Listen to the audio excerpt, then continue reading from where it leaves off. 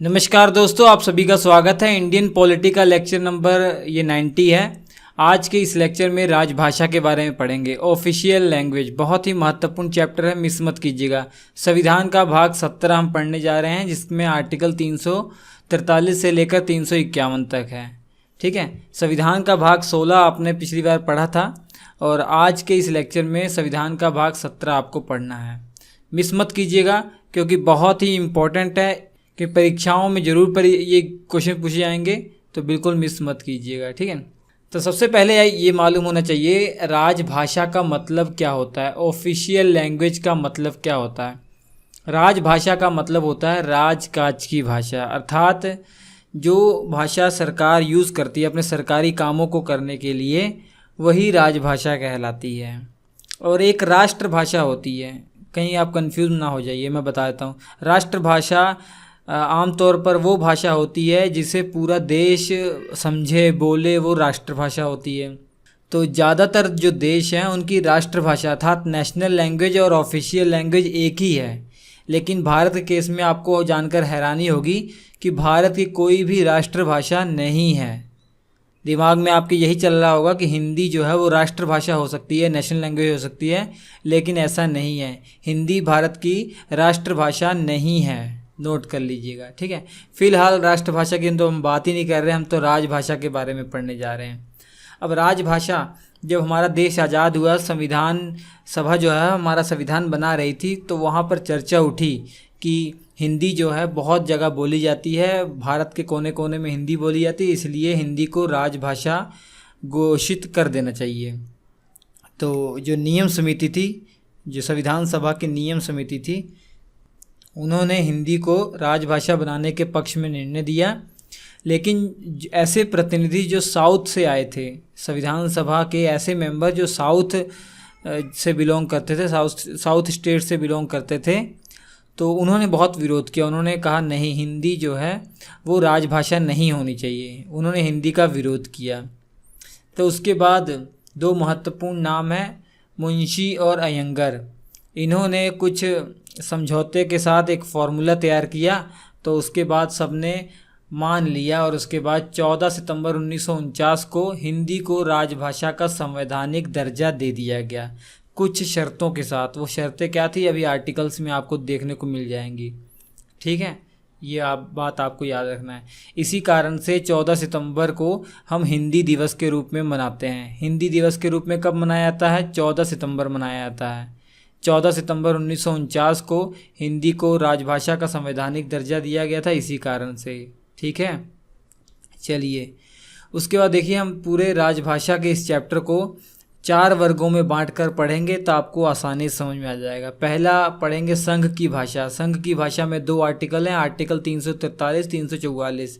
उसके बाद regional language, जो राज्यों की भाषा है, राज्यों की जो राजभाषा है वो, इसमें 3 आर्टिकल्स आपको पढ़ने हैं, 345, 346, 347। उसके बाद सुप्रीम कोर्ट और हाई कोर्ट में कौन सी भाषा यूज़ की जाती है, उसके लिए 2 आर्टिकल, 348, 349। और इसके बाद कुछ विशेष निर्देश दिए गए हैं, उसमें 2 आर्टिकल आपको पढ़ने हैं, 350 और 351। 4 वर्गों में बांट कर पढ़ेंगे तो आसानी से आपको याद भी रहेगा। तो पहले संघ की भाषा पढ़ते हैं। तो सबसे पहला आर्टिकल है 343। 343 में 4 क्लॉज हैं। पहली बात ये लिखी हुई है कि हिंदी जो होगी वो संघ की राजभाषा होगी।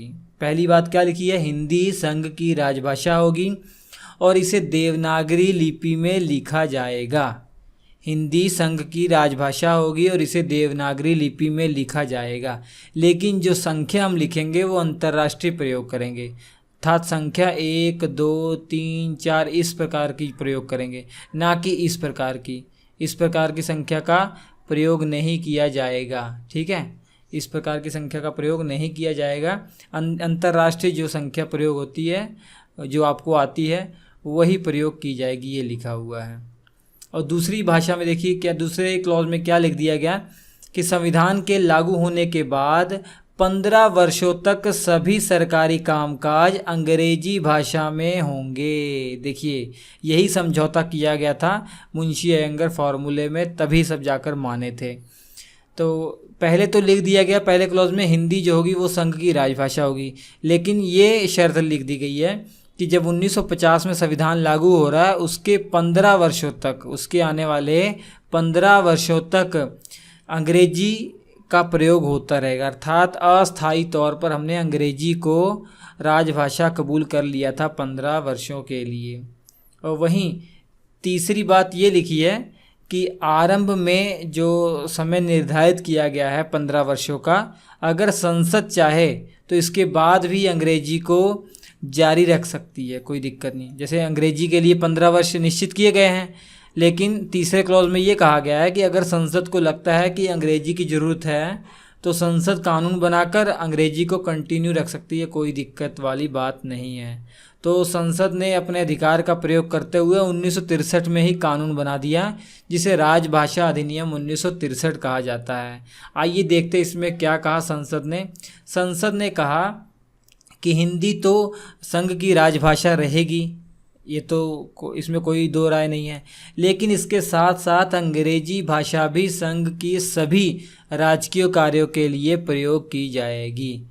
तो इनडायरेक्टली रूप से अगर कहा जाए कि अंग्रेजी को हमने सहायक राजभाषा के रूप में चुन लिया, या सेकेंडरी ऑफिशियल लैंग्वेज के रूप में हमने अंग्रेजी को चुन लिया है। हिंदी तो प्राइमरी राजभाषा हमारी रहेगी, लेकिन अंग्रेजी भी साथ में प्रयोग होती रहेगी। संसद ने कानून बनाकर ये कह दिया। उसके बाद ये जो कानून 1963 में संसद ने बनाया था, इसमें 1967 में संशोधन किया गया। संशोधन क्या था? इसमें ये कहा गया, संसद ने ये कहा संशोधन करके कि अगर अंग्रेजी को आपको हटाना है, अंग्रेजी को जो राजकीय भाषा के रूप में प्रयोग नहीं करना है, तो उसके लिए एक ही शर्त है। अगर सारे राज्य जो अंग्रेजी प्रयोग नहीं करते, जिनकी राजभाषा अंग्रेजी नहीं है, वो सारे जो राज्य हैं वो अपनी राज्य विधानमंडल में एक प्रस्ताव पारित कर दे कि हाँ वो अंग्रेजी को नहीं चुनना चाहते, अंग्रेजी को राजभाषा के रूप में नहीं चुनना चाहते हैं, हिंदी को ही चुनेंगे, तब जाकर ऐसा हो पाएगा। अगर एक भी राज्य ने मना कर दिया कि वो अंग्रेजी को नहीं छोड़ सकता, तो अंग्रेजी नहीं हटाई जा सकती। तो आप देख सकते हैं कि एक तरीके का अनंत समय के लिए हमने अंग्रेजी को अपना लिया है, क्योंकि ऐसा टाइम बहुत मुश्किल से आएगा कि सभी राज्य के विधानमंडल एक साथ, सभी राज्य के विधानमंडल ये कहें कि हाँ अब वो अंग्रेजी जो है नहीं चुनना चाहते हैं, तब ऐसा होगा। ऐसा टाइम आना बहुत मुश्किल है, ठीक है, आपको मालूम है। उसके बाद आर्टिकल 344, आर्टिकल 343 आपको समझ में आ गया, कोई दिक्कत नहीं, सिंपल था। आर्टिकल 344 में दो चीज़ें हैं, राजभाषा आयोग के गठन की बात की गई है, याद रखिए, राजभाषा आयोग, और इसके अलावा संयुक्त संसदीय समिति के गठन की बात की गई है। संयुक्त संसदीय समिति के गठन की बात की गई। इसमें भी 4 क्लॉज हैं। पहला क्लॉज ये कहता है कि राष्ट्रपति के द्वारा संविधान लागू होने से 5 वर्ष की समाप्ति पर और हर 10 वर्ष में एक राजभाषा आयोग का गठन किया जाएगा। सबसे पहले राजभाषा आयोग के लिए बोला जा रहा है। राजभाषा आयोग के लिए क्या बोला जा रहा है? राजभाषा आयोग के लिए ये कहा जा रहा है कि 1950 में हमारा संविधान लागू हुआ था, उसके 5 वर्षों के बाद था, तो 1955 में पहली राजभाषा आयोग का गठन होगा और इसके बाद हर 10 वर्षों में इसका गठन होता रहेगा, अर्थात 1965 में, फिर 75 में, ठीक है। और जो राजभाषा आयोग है इसमें एक अध्यक्ष हैं और 22 सदस्य हैं। अब ये सदस्य उतने ही होते हैं जितने 8वीं अनुसूची में जो भाषाएं हैं, 8वीं अनुसूची आप जानते हैं, 8वीं अनुसूची में फ़िलहाल 22 भाषाओं को मान्यता दी गई है। तो जितनी भी भाषाएं होंगी उतने सदस्यों को चुना जाता है। हर एक भाषा को रिप्रेजेंट करने के लिए एक सदस्य होता है, तो एक अध्यक्ष और बाकी 22 सदस्य होंगे। और जो प्रथम राजभाषा आयोग का गठन है वो जून 1955 में हुआ था। किसकी अध्यक्षता में हुआ था? बीजी खेर की अध्यक्षता में हुआ था। ये बीजी खेर के नाम से फेमस है, बाल गंगाधर खेर की अध्यक्षता में हुआ था। और प्रथम राजभाषा आयोग ने जो अपनी रिपोर्ट है 1956 में दी थी। किसको दी थी? राष्ट्रपति को दी थी, ठीक है। 1956 में इन्होंने अपनी रिपोर्ट दी थी, ठीक है। उसके बाद दूसरी जो क्लॉज है, दूसरा क्लॉज है, वो आयोग के कार्यों के बारे में बताया गया कि जो राजभाषा आयोग है ये क्या कार्य करती है, ये दूसरे क्लॉज में लिखा हुआ है। सबसे पहला कार्य इनका ये है कि संघ के राजकीय कार्यों के लिए हिंदी भाषा का अधिक से अधिक प्रयोग करने के लिए सुझाव देना। कि मतलब संघ की जो राजकाज की भाषा है, सरकारी जो भाषा है, जो जिसे राजभाषा कहा जाता है, वो हिंदी जो है उसको ज़्यादा बढ़ावा मिले। ऐसा सुझाव दीजिए कि हिंदी को ज़्यादा बढ़ावा मिले। और इसके अलावा ऐसा सुझाव दीजिए कि अंग्रेजी को कम किया जाए, अंग्रेजी भाषा का प्रयोग कम से कम हो। इसके अलावा सुप्रीम कोर्ट और हाई कोर्ट में प्रयोग की जाने वाली भाषा के विषय में भी सुझाव देना इनका काम है। और इसके अलावा संघ और किसी राज्य अथवा एक राज्य तथा दूसरे राज्य के बीच में बातचीत की करने वाली जो भाषा होती है, संवाद की जो भाषा होती है, उसके बारे में भी सुझाव देना इनका काम है। मतलब केंद्र और किसी राज्य के बीच में कोई संवाद करना है या दो राज्यों के बीच में संवाद करना है, तो वहाँ पे कौन सी भाषा प्रयोग की जानी चाहिए, ये भी इसके बारे में सुझाव देना इनका काम होता है। इसके अलावा राजभाषा से संबंधित अन्य विषयों पर भी सुझाव देना जो राष्ट्रपति के द्वारा इन्हें सौंपे जाए, वो भी इनका कर्तव्य है। तो क्लॉज 2 में आयोग के कार्यों की बात की गई है। और क्लॉज 3 में ये कहा गया है कि जो आयोग है, राजभाषा आयोग है, ये अपनी रिपोर्ट राष्ट्रपति को देते हैं। अब राष्ट्रपति अपनी रिपोर्ट आपको मालूम है किसको देते हैं? राष्ट्रपति अपनी रिपोर्ट ये संयुक्त संसदीय समिति को देते हैं, फिर संयुक्त संसदीय समिति इसकी जांच करती है। तो चौथे क्लॉज में यही लिखा हुआ है, राजभाषा आयोग की अनुशंसाओं पर विचार करने के लिए एक संयुक्त संसदीय समिति का गठन किया जाता है। पहले देखिए, राजभाषा आयोग का गठन किया जाएगा, तो ये जो इसके कार्य हैं, ये अपना कार्य करने के बाद रिपोर्ट राष्ट्रपति को देगा। अब उस रिपोर्ट पर, उस अनुशंसाओं पर विचार करने के लिए एक संयुक्त संसदीय समिति का गठन किया जाता है। ठीक है, बाद में किया जाता है। अब इस संयुक्त संसदीय समिति में 30 सदस्य होते हैं, 20 सदस्य लोकसभा के होते हैं और 10 सदस्य राज्यसभा के होते हैं। इसी कारण से तो संयुक्त संसदीय समिति कहा जाता है। ठीक है, अब दोबारा से ये जो अनुशंसाएं होती है उस पर ये काम करते हैं और फिर एक रिपोर्ट बनाकर राष्ट्रपति को देते हैं। अब राष्ट्रपति इसे संसद के पटल पर रखवाते हैं। होप आपको समझ में आ गया होगा। राजभाषा आयोग अपनी रिपोर्ट किसको देते हैं? राष्ट्रपति को देते हैं। राष्ट्रपति अपनी रिपोर्ट जो राजभाषा के द्वारा आई है वो किसको देते हैं? संयुक्त संसदीय समिति को देते हैं। फिर ये अपनी रिपोर्ट राष्ट्रपति को देते हैं। अब राष्ट्रपति इसे संसद के पटल पर रखवाते हैं। तो होप आपको समझ में आ गया होगा। और 1957 में पंडित गोविंद वल्लभ पंत की अध्यक्षता में प्रथम राजभाषा संयुक्त समिति का गठन किया गया था और इसने अपनी रिपोर्ट 1959 में दी थी। ठीक है, तो 1955 में बीजी खेर की अध्यक्षता में राजभाषा आयोग का गठन किया गया। अब उन्होंने जो काम किया उनकी अनुशंसाओं पर विचार करने के लिए 2 साल के बाद 1957 में पंडित गोविंद वल्लभ पंत की अध्यक्षता में संयुक्त समिति का गठन किया गया, संयुक्त संसदीय समिति की। और इसके बाद इन्होंने अपनी रिपोर्ट 1959 में दी। ठीक है, होप आपको समझ में आ गया होगा। आर्टिकल 344। अब देखिए, अगर आप संविधान को अपना फेवरेट सब्जेक्ट बनाना चाहते हैं तो ये क्लास नोट्स ज़रूर ले लीजिए। ठीक है, बहुत ही इंपॉर्टेंट नोट्स हैं, बिल्कुल सरल भाषा में हैं। हमारी वेबसाइट पर आप जाइए www.shrieducation.in, वहाँ पर इसे परचेस कर सकते हैं। अगर जो वीडियो देख रहे हैं आप, केवल उन्हीं स्टूडेंट के लिए एक मैं कोड बताता हूँ, उन्हें 100 रुपये का तुरंत डिस्काउंट मिल जाएगा। 7HOUR, ये इस कूपन कोड यूज़ करेंगे तो आपको 100 रुपये का डिस्काउंट मिल जाएगा। लगभग 99 रुपीज़ में आपको ये बुक मिल जाएगी। ठीक है, ये आप डाउनलोड कर सकते हैं PDF। उसके बाद देखते हैं संघ की भाषा आपका कंप्लीट हो गया। मतलब जो 2 आर्टिकल थे, आर्टिकल 343, 344। अब है प्रादेशिक भाषाएं, मतलब रीजनल लैंग्वेज, राज्यों के बारे में है। ठीक है, राज्यों की राजभाषा से संबंधित अब आर्टिकल्स आएंगे। तो चलिए शुरुआत करते हैं। आर्टिकल 345 राज्य की राजभाषा के बारे में है। इसमें ये कहा गया है कि प्रत्येक राज्य विधानमंडल को राजकीय कार्यों के लिए प्रयोग की जाने वाली भाषा चुनने का अधिकार है। मतलब ये कहा गया है कि हर राज्य की राज्य विधानमंडल को ये अधिकार है कि वो अपने लिए एक राजभाषा चुन सकता है। ठीक है। और अर्थात राज्य का जो विधानमंडल है वो विधि द्वारा उस राज्य में प्रयोग होने वाली भाषाओं में से किसी एक या अधिक भाषाओं को या हिंदी को उस राज्य की राजकीय कार्यों में प्रयोग कर सकता है। सिंपल सी बात लिखी हुई है कि जो राज्य का विधानमंडल है वो किसी भी राजभाषा को चुन सकता है जो देश में यूज़ की जाती है, और इसके लिए उसे कानून पास करना पड़ेगा। अगर वो चाहे हिंदी को भी उस राज्य की राजकीय कार्यों में प्रयोग कर सकता है। परंतु जब तक राज्य विधानमंडल किसी भाषा को राजभाषा के रूप में नहीं स्वीकार करता है तब तक राजकीय कार्यों के लिए अंग्रेजी भाषा का प्रयोग होता रहेगा। तीसरी बात देखिए, बहुत महत्वपूर्ण है।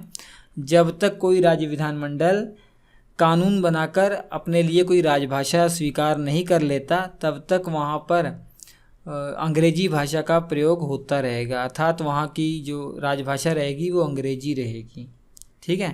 तो इसी आधार पर जो आर्टिकल 345 में अधिकार दिया गया है, तो 9 राज्य ऐसे हैं जिन्होंने अपने लिए हिंदी को राजभाषा स्वीकार कर लिया है। उत्तर प्रदेश, उत्तराखंड, मध्य प्रदेश, छत्तीसगढ़, बिहार, झारखंड, राजस्थान, हरियाणा और हिमाचल प्रदेश, इन्होंने अपने लिए हिंदी को राजभाषा स्वीकार कर लिया है। और दिल्ली भी जो है उन्होंने भी अपने राजकीय कार्यों के लिए हिंदी को चुना है। इसके अलावा महाराष्ट्र, गुजरात, पंजाब, चंडीगढ़, अंडमान निकोबार द्वीप समूह जो हैं इन्होंने अब हिंदी को सेकंड लैंग्वेज चुना है। ठीक है, राजभाषा के रूप में सेकंड लैंग्वेज चुना है। और आपको मालूम होना चाहिए मेघालय, मिजोरम, अरुणाचल प्रदेश, नागालैंड, यहाँ की जो ऑफिशियल लैंग्वेज है वो अंग्रेजी है। यहाँ वहाँ की जो राजभाषा है वो अंग्रेजी है। ठीक है, याद रखेंगे। इसके बाद आर्टिकल 346। आर्टिकल 346 में ये कहा गया है कि एक राज्य से दूसरे राज्य से अगर संवाद करना है या एक राज्य को केंद्र के साथ संवाद करना है तो कौन सी ऑफिशियल लैंग्वेज होनी चाहिए। तो ये कहा गया है आर्टिकल 346 में कि अगर एक राज्य को किसी अन्य राज्य के साथ या केंद्र के साथ संवाद करना है तो वही लैंग्वेज यूज़ करनी है जो केंद्र की यूज़ करता है, जो संघ की भाषा है वही चूज़ करनी है। इसके अलावा ये भी कहा गया है मगर 2 या 2 से अधिक राज्य आपसी समझौते से अन्य भाषा को संवाद के रूप में प्रयोग करने के लिए प्रस्ताव पारित कर सकते हैं। मतलब आपको ये समझ में आ गया कि किसी राज्य को अगर राज्य से बात करनी है या राज्य को केंद्र से बात करनी है, संवाद करना है, तो कौन सी भाषा का प्रयोग होगा आर्टिकल 346 के माध्यम से? हिंदी या इंग्लिश। ठीक है, जो संघ यूज़ करती है। लेकिन अगर 2 राज्यों के बीच में संवाद हो रहा हो, ये आपसी समझौते से किसी भी भाषा को ऑफिशियल भाषा के रूप में चुन सकते हैं संवाद के लिए। ठीक है, इसके लिए दोनों को अपने अपने राज्य विधानमंडल में प्रस्ताव पारित करना पड़ेगा। तो ये था। उसके बाद आर्टिकल 347। आर्टिकल 347 में ये कहा गया है कि सिंपल सी बात लिखी है, आपको एक बार पढ़ने समझ में आ जाएगा। अगर किसी राज्य की जनसंख्या का पर्याप्त भाग अपने द्वारा बोली जाने वाली भाषा को मान्यता प्राप्त करवाना चाहता है तो राष्ट्रपति निर्देश दे सकते हैं कि उस भाषा को राज्य में सभी जगह या उसके किसी भाग में राजकीय मान्यता प्रदान की जाए। मतलब किसी राज्य के कुछ जनसंख्या, पर्याप्त जनसंख्या है, वो किसी पर्टिकुलर लैंग्वेज को चाहती है कि इस लैंग्वेज को राजभाषा नियुक्त कर दिया जाए। ठीक है, इस भाषा को राजभाषा जो बना दिया जाए। तो अगर राष्ट्रपति को लगता है कि इनकी जनसंख्या जो है वो अच्छी खासी है तो राष्ट्रपति ऐसा करने के लिए निर्देश दे सकते हैं। ठीक है, यही कहा गया है। तो इसके बाद देखिए सुप्रीम कोर्ट और हाई कोर्ट में क्या भाषा है, उसके लिए आर्टिकल आपको पढ़ने हैं। आर्टिकल 348 पहले देखते हैं। आर्टिकल 348 में ये कहा गया है सुप्रीम कोर्ट और हाई कोर्ट की जो सभी कार्रवाइयाँ हैं वो अंग्रेजी भाषा में होंगी। ठीक है। सुप्रीम कोर्ट और हाई कोर्ट की जो सभी कार्रवाइयाँ हैं वो अंग्रेजी भाषा में होंगी, लेकिन संसद को अधिकार है वो विधि बनाकर इसे बदल सकता है। और ये भी आपको मालूम होना चाहिए कि संसद ने सुप्रीम कोर्ट के लिए अभी तक कोई कानून नहीं बनाया। सुप्रीम कोर्ट में कौन सी भाषा यूज़ हो इसके लिए संसद ने अभी तक कोई कानून नहीं बनाया। इवन जो 1963 में कानून बनाया था ना, उसमें भी इसका जिक्र नहीं किया गया था। लेकिन 1963 में जो कानून बनाया था राजभाषा अधिनियम, उसमें हाई कोर्ट के लिए कुछ कहा गया था। हाई कोर्ट के लिए ये कहा गया था कि हाई कोर्ट की जो कार्रवाइयाँ हैं वो हिंदी में हो सकती हैं अगर वहाँ के राज्यपाल जो हैं, उस राज्य के राज्यपाल राष्ट्रपति से पूर्व अनुमति ले लें तो उस राज्य की हाई कोर्ट की कार्रवाइयाँ हिंदी में हो सकती हैं। लेकिन हाई कोर्ट के जो निर्णय होंगे, आदेश होंगे, वो अंग्रेजी भाषा में होंगे, उससे नहीं बदला जाएगा। ठीक है, तो ये कहा गया है। इसके अलावा संसद और राज्य विधानमंडल में लाए जाने वाले जो विधेयक होते हैं, जो अधिनियम होते हैं या जो नियम होते हैं, वो अंग्रेजी भाषा में होते हैं। लेकिन इन्हें भी जो राष्ट्रपति की मदद से, राष्ट्रपति से परमिशन लेने के बाद हिंदी में अनुवादित किया जा सकता है। इसके अलावा राष्ट्रपति और राज्यपाल के द्वारा जो लाए जाने वाले अध्यादेश होते हैं, ऑर्डिनेंस होते हैं, वो अंग्रेजी भाषा में होते हैं, लेकिन इन्हें भी राष्ट्रपति की परमिशन से हिंदी में अनुवादित किया जा सकता है। तो ये था आर्टिकल 348 और 349 आपको नहीं पढ़ना है, क्योंकि आर्टिकल 349 में जो भी प्रावधान किए गए थे वो 1965 के लिए ही मान्य थे। ठीक है, आज के लिए उसके लिए कोई महत्व नहीं है, इसलिए नहीं पढ़ना है। अब आर्टिकल 350 और 351 में जो विशेष निर्देश दिए गए हैं वो आपको देखना है। तो सबसे पहले आर्टिकल 350 में देखिए क्या कहा गया है कि प्रत्येक नागरिक अपनी समस्याओं के समाधान के लिए संघ या राज्य के किसी अधिकारी को ऐसी किसी भाषा में आवेदन दे सकता है जो भाषा संघ या राज्य में प्रयोग की जाती है। मतलब कोई नागरिक है देश का, वो अपनी समस्या को लेकर किसी अधिकारी के पास जाता है तो वो अपनी जो समस्या है किसी भी भाषा में आवेदन दे सकता है, किसी भी भाषा में प्रकट कर सकता है, चाहे वो भाषा अधिकारी को आती हो या नहीं आती हो। ठीक है, वो किसी भी भाषा में, जो नागरिक है किसी भी भाषा में अपनी प्रॉब्लम को लेकर जा सकता है, मगर वो जो भाषा है वो केंद्र में या राज्य में प्रयोग की जानी चाहिए। ऐसा नहीं कि कोई और दुनिया की भाषा लेके आ जाए, नहीं। ठीक है, अब उस अधिकारी को चाहे वो भाषा आती हो या ना आती हो, ये इस नागरिक की प्रॉब्लम नहीं है, ये अधिकारी की प्रॉब्लम है। उसको अनुवादित करवाए क्या कुछ भी करवाए, ये उसकी प्रॉब्लम है। ठीक, ये आपको अधिकार दिया गया है। इसके अलावा आर्टिकल 350A, आर्टिकल 350A और आर्टिकल 350B ये 7वां संविधान संशोधन 1956 के तहत जोड़े गए थे। इसमें सिंपल सी बात ये लिखी है कि प्रत्येक राज्य जो है वो भाषाई अल्पसंख्यक वर्ग के बच्चों को प्राथमिक स्तर पर उनकी मातृभाषा में शिक्षा उपलब्ध कराने की व्यवस्था करेगा। मतलब ये कहा गया है कि हर राज्य का ये कर्तव्य है कि उस राज्य में जो भाषा के आधार पर अल्पसंख्यक वर्ग के बच्चे हैं उन्हें उनकी मातृभाषा में जो है उनकी प्राथमिक स्तर पर शिक्षा उपलब्ध कराई जाए। तो इसके बाद 350B भी तभी जोड़ा गया था। इसमें यह कहा गया कि राष्ट्रपति को जब भी प्रतीत हो वह भारत में रहने वाले भाषा के आधार पर अल्पसंख्यक वर्गों के लिए एक आयुक्त अर्थात एक कमिश्नर की नियुक्ति कर सकते हैं। ठीक है, और जो ये आयुक्त होगा, जो ये कमिश्नर होगा, ये अल्पसंख्यक मामलों के मंत्रालय के अधीन कार्य करता है और ये अपनी वार्षिक रिपोर्ट राष्ट्रपति को देता है। इसके अलावा आर्टिकल 351, आर्टिकल 351 में संघ को काम दिया गया है, एक कर्तव्य है संघ का। संघ का ये कर्तव्य है कि वो हिंदी भाषा का प्रसार और उसका विकास करे, ये कहा गया था। ठीक है, तो संघ ऐसे काम करे कि हिंदी जो है जल्दी से जल्दी हमारी और केवल हिंदी ही ऑफिशियल लैंग्वेज बन जाए, बाकी और लैंग्वेज को हमें छोड़ना पड़े, ऐसा प्रयास करे संघ। लेकिन ये प्रयास सकारात्मक होना चाहिए, जोर ज़बरदस्ती वाला नहीं होना चाहिए। सबको साथ में लेकर हमें ये चलना है। ठीक है, ऐसा नहीं है कि ज़बरदस्ती कोई कानून बना दिया जाए जिससे आधे जनसंख्या जो नाराज़ हो जाए, नहीं, सबको खुशी खुशी लेके चलना है। अगर ऐसा पॉसिबल है तो हिंदी का जो है प्रसार और विकास किया जाए। ठीक है, तो ये था आर्टिकल 351 तक। लेकिन इसके बाद भी कुछ ऐसी बातें हैं जो भाषा से संबंधित हैं, वो आपको मालूम होना चाहिए हमारे संविधान में। जैसे वर्तमान में संविधान की 8वीं अनुसूची आप जानते हैं, इसमें 22 भाषाओं का उल्लेख है, जबकि मूल संविधान में इसमें केवल 14 भाषाएं थी। तो 8 भाषाएं बाद में जोड़ी गई हैं, समय समय पर याद होना चाहिए कब जोड़ी गई हैं। 21वां संविधान संशोधन 1967 में हुआ था, तब सिंधी भाषा को जोड़ा गया था, तब 15 भाषाएं हो गई थी। उसके बाद 71वां संविधान संशोधन 1992 में हुआ, 3 भाषाएं जोड़ी गई थी, कोंकणी, मणिपुरी और नेपाली, 18 हो गई थी। उसके बाद 92वां संविधान संशोधन 2003 में हुआ, 4 भाषाएं जोड़ दी गई, मैथिली, बोडो, संथाली और डोंगरी। अब टोटल 22 भाषाएं हो गई हैं 8वीं अनुसूची में। इसके बाद संविधान सभा द्वारा जो संविधान बनाया गया था वो इंग्लिश भाषा में था, केवल अंग्रेजी भाषा में था वो, ठीक है।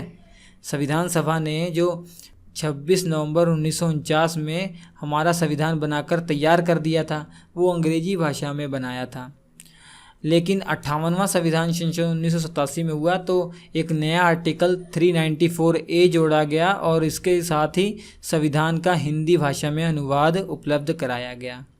तो इतनी बातें आपको याद रखनी हैं राजभाषा से संबंधित।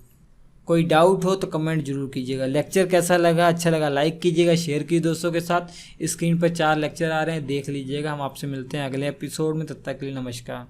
दोस्तों आपको एक ज़रूरी सूचना देनी है, शाम को 8 बजे मैथमेटिक्स की लाइव क्लास चलती है, जहां पर हमारे जो बेस्ट फैकल्टी हैं MT यादव सर, वो भी फ़िलहाल अलजबरा पढ़ा रहे हैं। 1 से 1.5 घंटे की जो क्लास चलती है उसे मिस कभी मत कीजिए। जो भी क्लासेस मिस हुई हैं आपकी, और वीडियो के डिस्क्रिप्शन में लिंक दूंगा फोल्डर का, देख लीजिएगा।